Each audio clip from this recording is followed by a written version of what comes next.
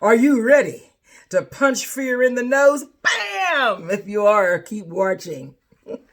Hi, I'm Angie Alves Anderson, and I am a mentor, a coach. I am the founder of I Believe in Me Mentoring for Women and Girls and Fear Shattering Conferences. Whew, that was a mouthful. So, what am I here to talk to you about today? I'm here to talk to you about fear and about you punching it right square dead in its nose because it is controlling you, it's dictating you, it's bullying you. Aren't you tired of letting it rule you?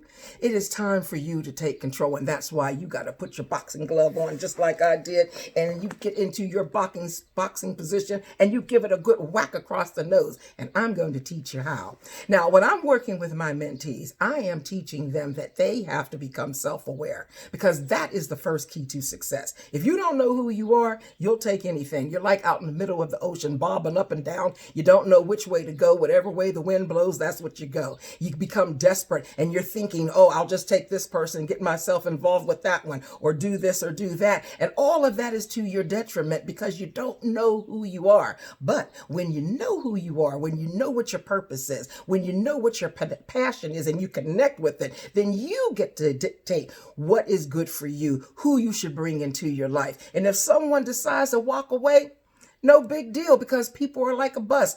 You lose one, you miss one, another one comes along, and sometimes better than before. So in this video, let's talk about something that we all wrestle with, and that is fear. Fear is what can cripple us, that can keep us stuck in our own mess. And we don't even realize it sometimes.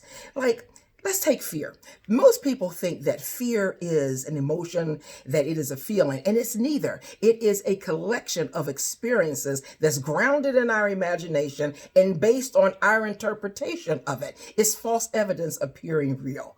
All right? So when you look at fear, then you say, okay, so what's the big deal about it? Well, fear is very powerful because it paralyzes and it cripples you and it keeps you stuck. Say disappointment. For an example, disappointment and discouragement are children of fear, two of them, twins, and they work together to keep you stuck. The first thing that happens, let's say that you were trying out for a cheerleading squad, right?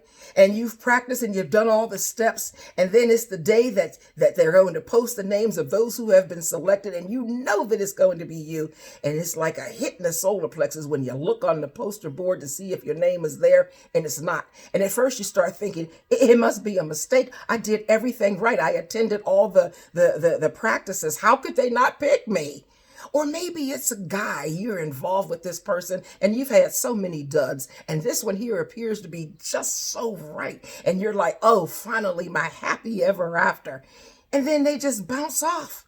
And you're like, what happened? What did I do? And you begin to think, maybe it's me. Maybe I'm not good enough. And you become discouraged. You don't try out again for any sports. You don't try out next year for cheerleading because you're discouraged. That's how disappointment works first, and then discouragement sets in. You say, I'm never going to date anyone again because I keep picking up with these duds, and I thought this one was going to work out and it didn't. Now you're discouraged. And so you sit there and you're stuck. And this is what you say to yourself when you're stuck. I don't need no man. I don't need to be bothered with anybody. I can do bad by myself. I can take care of me and anything that comes along. Well, that's not true, because inside you want to connect with someone, because that's how God made us. He made us to connect, to belong to one another. We're social animals. So when you say that and you get stuck because you're discouraged, then what happens is that it just becomes monumental. And you take it personally, and then you're just suffering and you're miserable.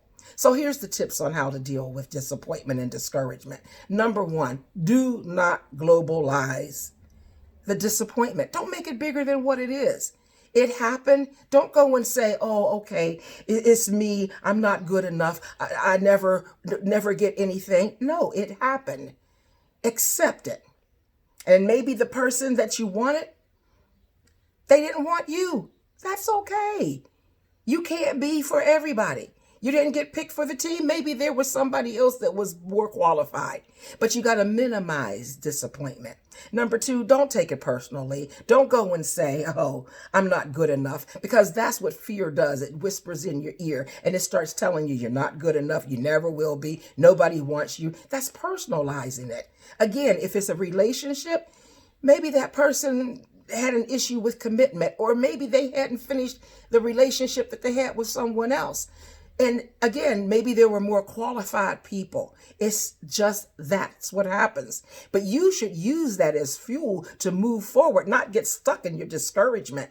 The other thing that I want you to know is learn from it. If you were in a bad relationship, learn from how not to get back into that type of relationship.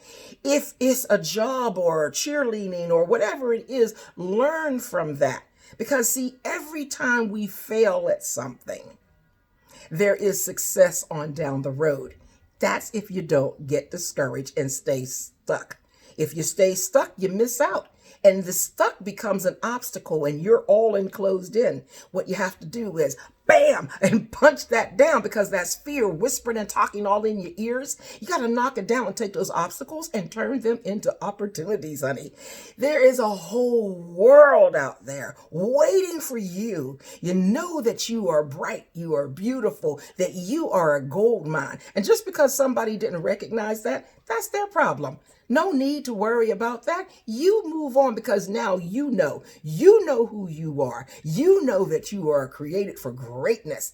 That's why it's important for you to become aware of self, so that you can see that the core of your well-being is all about the relationship that you have, not with everybody else, but who and what you have with yourself. And so I know that you have wrestled with disappointment and you've been discouraged. It's time to, bam, knock it down, because that's a child of fear. And you have to knock it down and put it in its place. It's okay to be disappointed, because sometimes that can be the fuel that will level you up. You understand what I'm saying? So in next week's video, I'm going to continue to talk to you about more of fear's children and how it has a major impact on your life. I thank you so much for watching. You have a pleasant day, and you take some time to sit down and get to know you. You will see that you are awesome, amazing, fierce, fearless, unstoppable woman. I'll talk to you later. Bye.